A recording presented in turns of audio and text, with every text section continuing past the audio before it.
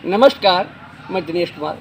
आज का सबसे बड़ा सवाल है भ्रष्टाचार को लेकर के। जिस तरीके से भारत देश के प्रधानमंत्री माननीय नरेंद्र मोदी जी कहते हैं कि न खाऊंगा न खाने दूंगा, तो इसके ऊपर जो है एक बहुत बड़ा हमला हुआ उनके इस स्लोगन के ऊपर कि उन्होंने डंके की चोट पे कहा कि एक अकेला सब पर भारी, न खाऊंगा न खाने दूंगा। तो जिस तरीके से उन्होंने चैलेंज किया है, इसका खुलासा सुप्रीम कोर्ट ने किया है इलेक्टोरल बॉन्ड के माध्यम से। तो मैं बताना चाहता हूँ अपने दर्शकों को कि किस तरीके से इलेक्टोरल बॉन्ड में घोटाला किया गया है और धन उगाही की गई है। और जो है धन उगाही की गई है तो सबसे ज़्यादा भारतीय जनता पार्टी ने धन उगाही की है। क्यों की है? क्योंकि उसके पास जितने भी राजनेता हैं और जितने भी सामाजिक संगठन हैं और जिस तरीके से कोई भी कंपनी फ्रॉड करती है, धोखाधड़ी करती है, इलीगल काम करती है, तो सबसे पहले उनको ईडी के माध्यम से, सीआईडी के माध्यम से और जो है इन सब जो है सामाजिक संस्थाओं के माध्यम से उनको डराया जाता है और उनके ऊपर रेड डालवाई जाती है। उसके बाद जब वही कंपनियां कि जिस तरीके से आपको बताना चाहता हूं कि हीरो मोटर्स कंपनी है, डीएलएम कंपनी है, इनके ऊपर ईडी रेड डालती है। रेड डालने के बाद जब जब मोटा चंदा इलेक्ट्रल बॉन्ड के माध्यम से सरकार को दे देती है तो ईडी सीआईडी सब जो है बंद हो जाती है। और जो जैसे आपको बता दें बहुत बड़ी बात है कि उत्तराखंड में एक कंपनी है जो 41 मजदूर जो फंस गए थे, उस कंपनी के ऊपर भी जो है इलेक्ट्रल बॉन्ड उसने दिया है। तो जहां 41 मजदूरों के ऊपर जो है इतना बड़ा सब खर्चा हुआ, लेकिन सरकार ने इलेक्ट्रल बॉन्ड को लेकर के उसको जो है बरी कर दिया। एक बहुत बड़ी घटना मोरबी की घटना हुई थी, मोरबी की, जिसमें जो है कुल हादसा हुआ था जिसमें कई लोग मारे गए थे, उसके ऊपर भी इलेक्ट्रल बॉन्ड का मामला है। तो इस तरीके से जो है तमाम ऐसी कंपनियां हैं जो हजारों हजार करोड़ का चंदा दिया है इलेक्ट्रल बॉन्ड में। तो ये सब जो है पैसा कहाँ गया, इसकी भी जांच होनी चाहिए। जो उन्होंने जो है भय दिखा करके खर्चा किया है। और जो है इस पर जो है जो अपने देश की निर्मला सीतारमण जी हैं, उन्होंने पत्रकारों पर ही सवाल उठाया है कि पत्रकारिता सीख कर आइए। तो भला पत्रकार जो है कोई मुद्दे पर बात करेगा, सवाल तो करेगा ही, लेकिन वो जो है पत्रकारों को भी नहीं बख्शती है और उनके ऊपर जो है पत्रकारिता सीखने की बात करती हैं।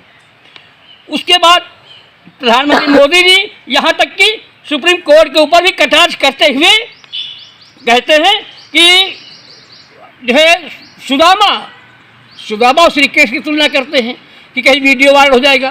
तो सुदामा ने चावल दिए थे, कोई इलेक्ट्रल बॉन्ड नहीं दिए थे, और ये करोड़ों रुपए का चावल, मुट्ठी भर चावल दिए थे, तो उसकी बात तुलना कर रहे हैं। जबकि ये करोड़ों करोड़ चंदा देते हैं। चंदा को ऐसा ही नहीं देता है, जब कोई दबाव पड़ेगा तभी देगा। यहाँ जब मान लिया एक बात है कि प्रधानमंत्री नरेंद्र मोदी जो अपने भारत देश के सबसे बड़े पद पर हैं, उन्होंने अपनी पार्टी के लिए 2000 रुपये का चंदा दिया, 2000 रुपये का।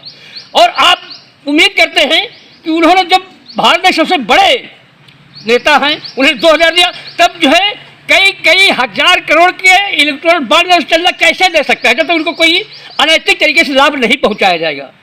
तो इस तरीके से जो है इसकी चर्चा करने के हमारे साथ मौजूद हैं राजनीतिक विश्लेषक कह लीजिए, या जो पकड़ रखते हैं कि राजनीति में वो पत्रकार जी हैं, हम उनसे बात करेंगे। तो जितेंद्र भाई आप बताइए, जो ये इलेक्ट्रल बॉन्ड का मुद्दा उठा हुआ है और सीजीआई जो है चंद्रचूड़ जी ने जो है ये उठाया है, बहुत बढ़िया काम किया है, इसके बारे में आपकी क्या राय है, आप क्या कहना चाहते हैं? जैसे ये बेसिक मुद्दा है, मैं आपको बताना चाहूँगा कि सुप्रीम कोर्ट ने इसको आरटीआई के दायरे को लेकर के एक अच्छा मुकदमा सुप्रीम कोर्ट के समक्ष गया और उसने वो सुनने के लिए तैयार हुआ। ये आरटीआई के तहत निकली हुई सूचनाएं हैं जिसको आयोग द्वारा खारिज कर दिया गया था। फिर कोर्ट का शरण उन लोगों को लेना पड़ा जो इन लोगों की पैरवी इस मामले की कर रहे थे, और सुप्रीम कोर्ट ने इस मामले को बड़ी ही संज्ञानता के साथ पूरा लिया, समझा और इस इलेक्ट्रॉनिक बॉन्ड के जो भी मामला था उसको उजागर करने का दिशा निर्देश दिया। इसको लेकर के एसबीआई ने बड़ा ही प्रयत्न किया कि ये जनता के सामने प्रस्तुत ना किया जाए और कई तरीके से समय मांगा गया सुप्रीम कोर्ट से, कई बहाने अपनी तरफ से उसने बनाए, बहुत सारी चीज़ें कही कि अभी हम इतनी जल्दी इतना डाटा नहीं दे पाएंगे, जबकि आज के युग में जब डिजिटल युग हो चुका है, पूरी तरह से सारी सूचनाएं डिजिटल हो चुकी हैं, कंप्यूटर पे हो चुकी हैं, ऐसे में किसी चीज़ की इंफॉर्मेशन निकालना या देना कोई बड़ा काम नहीं है, बहुत ज़्यादा कोई ऐसा कुछ नहीं है। अभी सूचना जैसे कि इस समय पे खबर आ रही है, बड़े चैनलों पे, राष्ट्रीय चैनलों पे चल भी रही है कि 4000 करोड़ रुपए के इलेक्ट्रॉनिक बॉन्ड गायब कर दिए गए हैं। तो ऐसी बहुत सारी सूचनाएं हैं जो सुप्रीम कोर्ट ने बार बार इस चीज़ को कहा कि यह जनता का मामला है और जनता के समक्ष रखना चाहिए, जनता को जानना चाहिए, जनता के पैसे हैं, जनता को टैक्स के रूप में देश की उन्नति में पैसा लगाती है, इसलिए उसको अधिकार है आरटीआई के ज़रिए 2005 के जो अधिनियम बना आरटीआई का, उसके तहत भारत के हर नागरिक को ये जानने का अधिकार है कि हमारे देश में क्या हो रहा है, किस संस्थान में क्या हो रहा है। इसी को लेकर के सुप्रीम कोर्ट ने सुनवाई की। तो जिस तरीके से हम ये जानना चाहते हैं कि जिस तरीके से नरेंद्र मोदी जी कहते हैं ना खाऊंगा ना खाने दूंगा, तो ये साफ उजागर करता है। यहाँ तक कि कुछ हमने सबसे पहले मांग की थी कि ये जो इतना बड़ा मुद्दा उठा, इस पर प्रधानमंत्री नरेंद्र मोदी को नैतिकता के नाते इस्तीफा देना चाहिए। कुछ अन्य चैनलों ने भी जो है मांग की है, कहना है कि हाँ जितना बड़ा कार्य किया जिनको भी इस्तीफा देना चाहिए, क्योंकि ये इतना बड़ा घोटाला है कि वो कहते हैं कि सब घोटालेबाज इतनी पार्टियां हैं। लेकिन आज की तारीख में सबसे बड़ा घोटाला इलेक्ट्रॉनिक बॉन्ड का आया है। तो इसके बारे में हम जानकारी कहना चाहेंगे। जो हमारे साथ इधर मौजूद हैं आर एस शर्मा जी, इनकी क्या राय है, ये क्या कहना चाहते हैं इस बारे में? नमस्कार दिनेश जी, जिससे चर्चा कर रहे हैं जिस विषय पे, उस विषय पर भी गहराई से हमने किसी संज्ञान नहीं लिया है, इसलिए हमारा ज़्यादा बोलना उचित नहीं है। दूसरी बात एक है, पार्टियाँ कोई भी हो, कोई भी पार्टी दूध धुली नहीं है जी, चाहे वो भाजपा की हो, चाहे सपा की हो, चाहे बसपा की हो, चाहे कांग्रेस हो। ठीक, बाप परेशान बेटा से और देश परेशान नेता से। हर पार्टियाँ कुछ ना कुछ करती हैं। पब्लिक तो मछली है छोटी वाली, और जो नेता लोग होते हैं वो कटिया फंसाने डोरी होते हैं, यहाँ से बजाय वहाँ फंसाओ।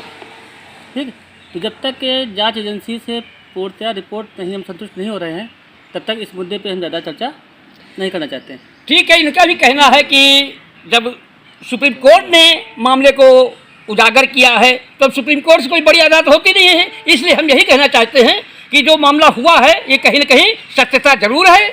अब इसमें जो है हम यही जानना चाहेंगे कि आगे क्या कार्रवाई होती है, और हम ये जानना चाहते हैं कि जो बहुत बड़ा मामला इलेक्ट्रॉनिक बॉन्ड का आया है, भ्रष्टाचार का आया है, तो क्या इसके ऊपर भारतीय राजनीति में और भारतीय जनता पार्टी के ऊपर क्या कुछ फर्क पड़ेगा? देखिए, मैं बताना चाहूँगा, इसको जहाँ तक मेरी समझ है और जहाँ तक मैंने समझा लोगों से, वहाँ तक ये जो इलेक्टोरल बॉन्ड की बात है, ये मामला हर पार्टी राजनीतिक चंदा लेती है। अब से पहले वो भी चंदा लेती थी, अब भी चंदा ले रही है। हर राजनीतिक पार्टियों को सत्ता में अगर होती है तो बड़ा चंदा मिलता है, और अगर सत्ता से बाहर होती है तो कम चंदा मिलता है। और लगभग सारी राजनीतिक पार्टियों ने इस इलेक्ट्रॉनिक बॉन्ड के जरिए चंदा लिया है जी।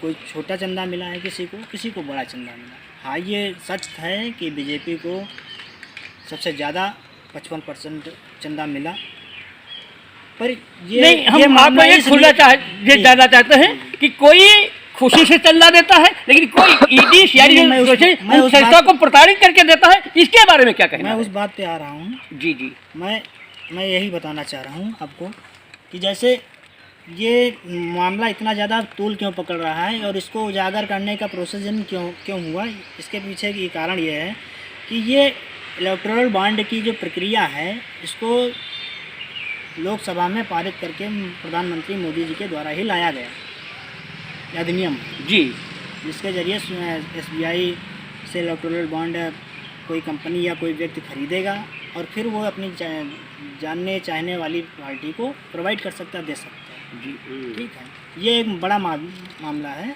और उसके साथ साथ अब कांग्रेस पार्टी ने जैसे कि एक बड़ा आरोप अपने यूट्यूब मंच से लगाया है, चैनल के ज़रिए, कि भारतीय जनता पार्टी को 500 करोड़ का चंदा मिलता है पाकिस्तान से। जी।